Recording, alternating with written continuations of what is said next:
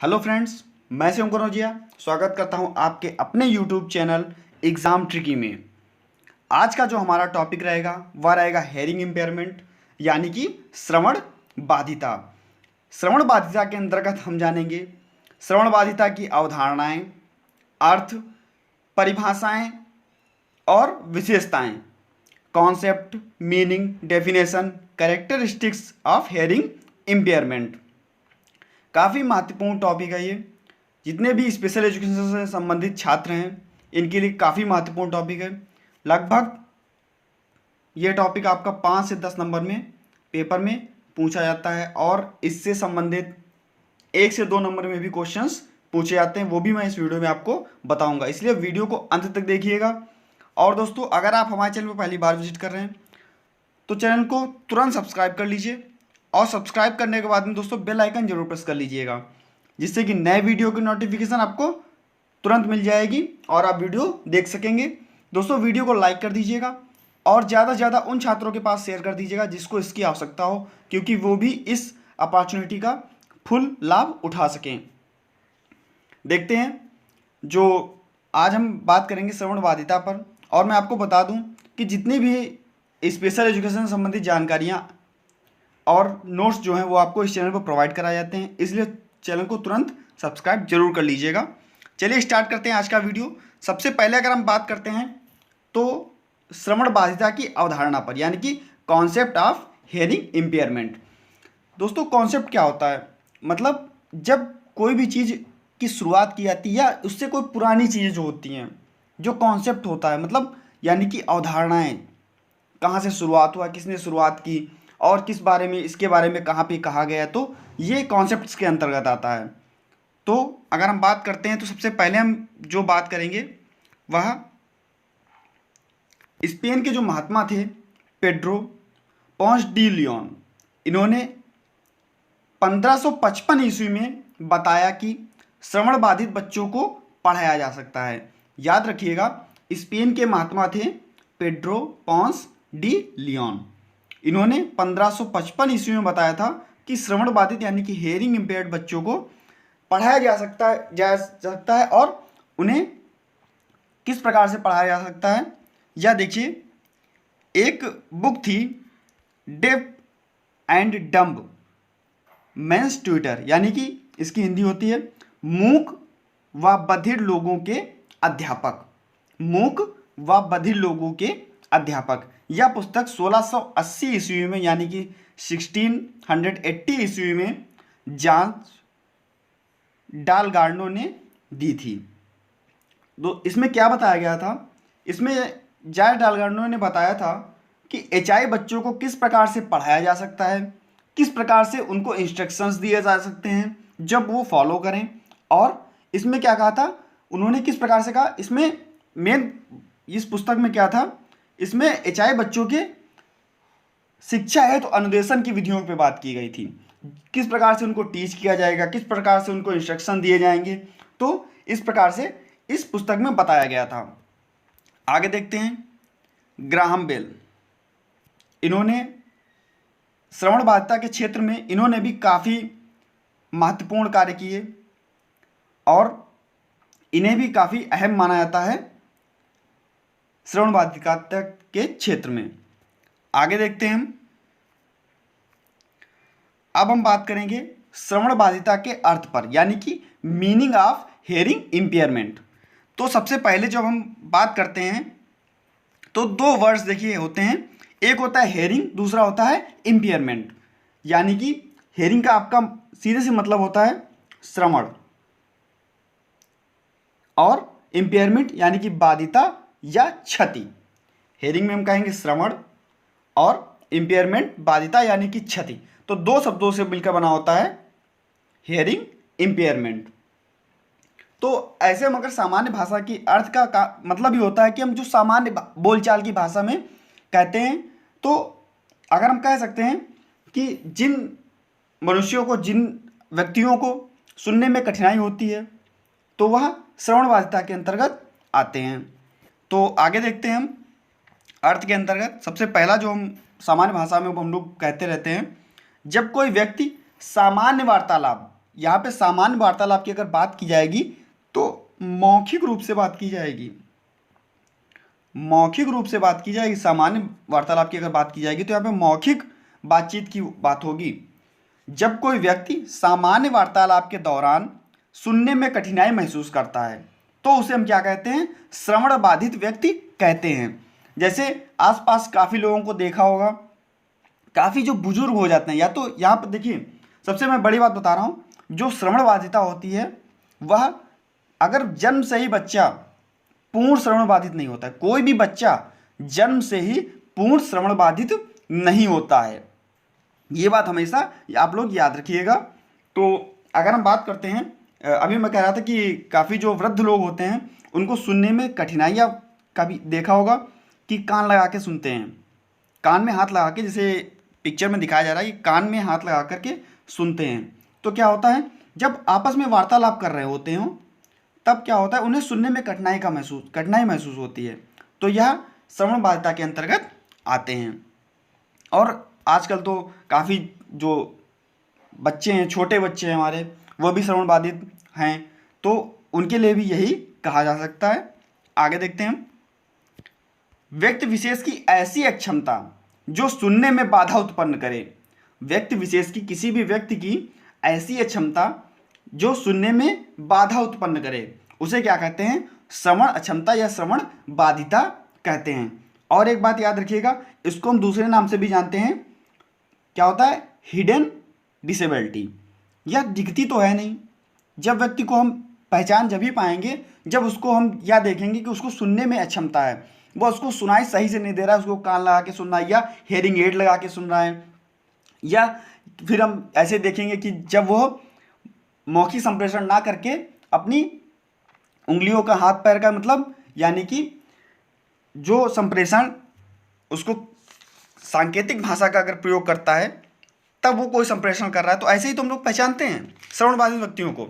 तो इस प्रकार से अगर हम बात करते हैं श्रवण बाधिता की, तो व्यक्ति विशेष की ऐसी अवस्था जो सुनने में बाधा उत्पन्न करती है उसे क्या कहते हैं, श्रवण अक्षमता या श्रवण बाधिता कहते हैं। तीसरी डेफिनेशन देख लेते हैं, या अर्थ, यदि कोई व्यक्ति वातावरण में व्याप्त ध्वनियों को सुनने में कठिनाई महसूस करता है, यानी कि वातावरण में व्याप्त कहीं भी जा रहा है वो, या हॉर्न की आवाज़ हुई पीछे से आया, या आसपास का जो समाज है उसमें काफ़ी चीज़ें की जो हलचल हुआ करती है, जैसे कहीं पे कुछ बज रहा है या कहीं पे टीवी चल रही है, कहीं पे वो जा रहा है तो उसके पीछे से कोई आ रहा है और हॉर्न लगा रहा है। तो इस प्रकार से जो सामान्य वातावरण हमारा होता है, यदि कोई व्यक्ति वातावरण में व्याप्त ध्वनियों को सुनने में कठिनाई महसूस करता है, इन सब चीज़ों को सुनने में कठिनाई महसूस करता है, तो वह क्या होता है, श्रवण बाधिता व्यक्ति कहलाता है। तो वह क्या होता है, श्रवण बाधित व्यक्ति कहलाता है। ये तो हमारी आम बोलचाल की भाषा में अर्थ हुआ। अब हम देखते हैं परिभाषाएं, किस प्रकार से हम टेक्निकल यूज़ करके, जो टेक्निक अगर किसी को हम बताते हैं तो किस प्रकार से हम बताते हैं। ये तो जो परिभाषाएं मैंने अर्थ अभी आपको बताया, तो ये कोई भी व्यक्ति से अगर हम पूछते हैं तो वो बता सकता है, मगर परिभाषाएं जो होती हैं वह कम ही लोगों को पता होती हैं, जो यह पढ़ता है उन्हीं को पता होती हैं। तो देखते हैं श्रवण बाधिता की परिभाषा। सबसे पहले भारतीय पुनर्वास परिषद 1992, लगभग सभी ने एक ही जैसी डिफिनेशंस दी हैं। तो देखते हैं, भारतीय पुनर्वास परिषद 1992, यानी कि RCI, rehabilitation council of India, इनके दौरान क्या था, ऐसा व्यक्ति जिसके किसी एक बेहतर कान या दोनों कान में 70 dB यानी कि डेसिबल, इसको हम कहते हैं डेसिबल, D और B इसको कहते हैं हम डेसिबल, और यह D स्मॉल लिखा जाता है और B कैपिटल लिखा जाता है, हमेशा याद रखिएगा। तो या उससे अधिक का, या पेपर में आपका पूछा भी जाता है कि डेसिबल को किस प्रकार से लिखा जाता है, तो यह D स्मॉल और B कैपिटल आपका होता है। आगे देखते हैं, अधिक का दोष पाया जाता है तो उसे हम श्रवण बाधित व्यक्ति कहते हैं। ऐसा व्यक्ति जिसके किसी एक बेहतर कान या दोनों कानों में 70 dB यानी कि डेसिबल या उससे अधिक का दोष पाया जाता है, अक्षमता पाई जाती है, तो उसे क्या कहते हैं, हम श्रवण बाधित व्यक्ति कहते हैं। अगर आप पेपर में इसको लिखते हैं तो काफ़ी इम्पॉर्टेंट है ये, और जो चेक करता है एग्जामिनर तो उसमें नंबर देने की भी काफ़ी ज़्यादा अच्छे चांसेस यहाँ पर रहते हैं। आगे देखते हैं, विकलांग जन अधिनियम 1995 के अनुसार, यानी कि PWD एक्ट 1995, पर्सन, इसका जो फुल फॉर्म होता है, काफ़ी बार पेपर में पूछा गया है, person with disability act 1995, equal opportunity full participation protection of right. तो आप लोग इसको जरूर याद कर लीजिएगा, एक नंबर में काफ़ी बार पेपर में पूछा जाता है। तो इसके अनुसार क्या था, ऐसा व्यक्ति जिसके किसी एक बेहतर कान या दोनों कानों में 60 dB यानी कि 60 डेसिबल या अधिक का श्रवण दोष पाया जाता है, तो उसे क्या कहते हैं, श्रवण बाधित व्यक्ति या श्रवण बाधित बालक कहा जाता है। अभी जो आपने पढ़ा था सबसे पहले RCI के अनुसार पढ़ा था, इसने क्या कहा था कि 70 dB होना चाहिए दोष या उससे अधिक दोष होना चाहिए। और यहाँ पर जब विकलांग अधिनियम यानी कि PWD एक्ट के अनुसार आपने पढ़ा, तो यहाँ पर क्या है, 60 dB का दोष बताया गया। तो सभी के अनुसार अलग अलग डिफिनेशनें होती हैं। आगे देखते हैं, अब हम बात करेंगे दिव्यांग जन अधिनियम 2016 यानी कि RPWD act 2016, right for person with disability act. तो इसके अनुसार हम क्या कहेंगे, ऐसा व्यक्ति, या सेम डेफिनेशन आपकी RCI के अनुसार ही है। देखते हैं, ऐसा व्यक्ति जिसके किसी एक बेहतर कान या दोनों कानों में 70 डेसिबल, सॉरी यहाँ पर देखिए मैंने भी गलती की है, D और B इस प्रकार से होगा, या उससे अधिक का श्रवण दोष पाया जाता है, तो उसे श्रवण बाधित व्यक्ति कहा जाता है। तो यह सेम डेफिनेशन RCI के अनुसार। और देख लीजिए यहाँ पर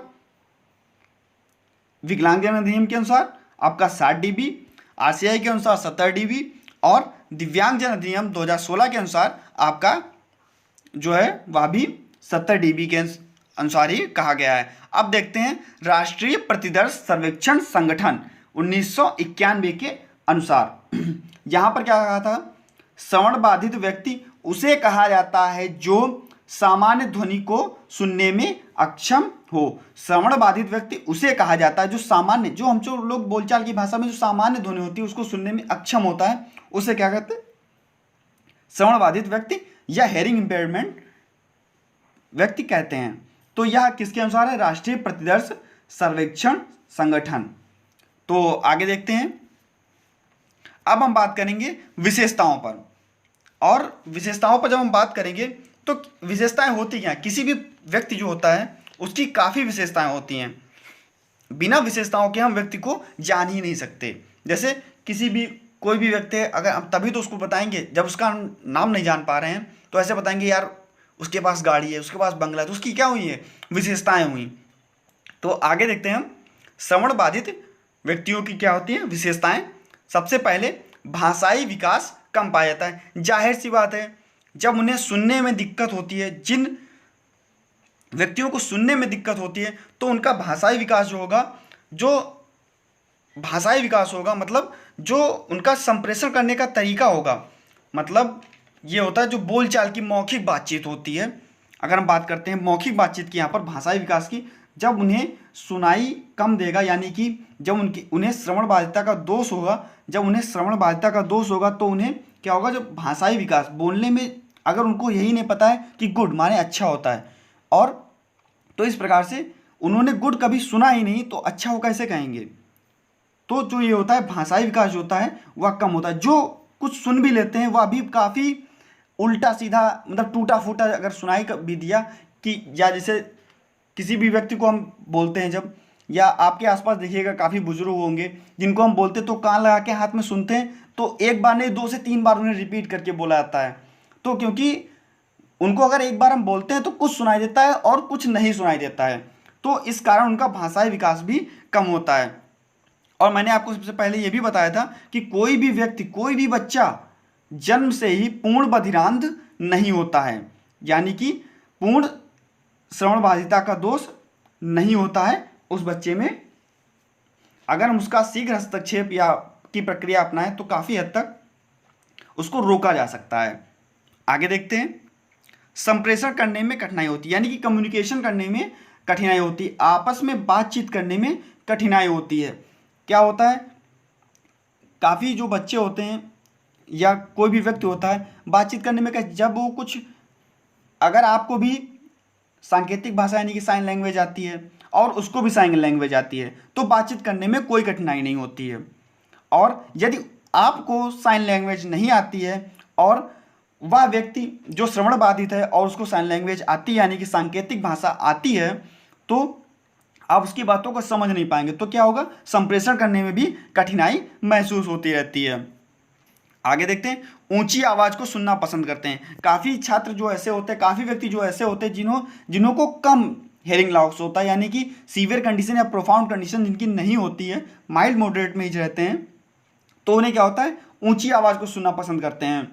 ऊंची आवाज़ कैसे, आपको तो आपके लिए वह ऊंची होगी मगर उनके लिए वह आवाज़ ऊंची नहीं होती है, कि जिस प्रकार से उनको जितने में सुनाई देता है उतने में ही वो सुनना पसंद करते हैं। तो आगे देखते हैं, दोहराने की प्रक्रिया के आदी होते हैं। एक बार ना समझ पाना या एक बार किसी को ना समझा पाना, तो यह क्या होता है, इसीलिए वह बातों को दोहराया करते हैं। तो यह क्या होता है, दोहराने की जो प्रक्रिया होती है इसके ये लोग आदी होते हैं। आगे देखते हैं, मौखिक निर्देशों को समझने में कठिनाई। हम जो आपस में आप बोलचाल करते हैं उनकी जो सांकेतिक भाषा होती है वो उसमें बात करते हैं जिनको ये आती है, और जो इनको नहीं आती तो उनको क्या, मौखिक निर्देश जो होंगे उनको समझने में कठिनाई होती है। आपस में जो आप बोलचाल की भाषा में जब वो किसी बात को सुनते हैं या किसी भी बात को करते हैं तो क्या होता है, मौखिक निर्देश जो होते हैं उनको सुनने में या समझने में कठिनाई हुआ करती है।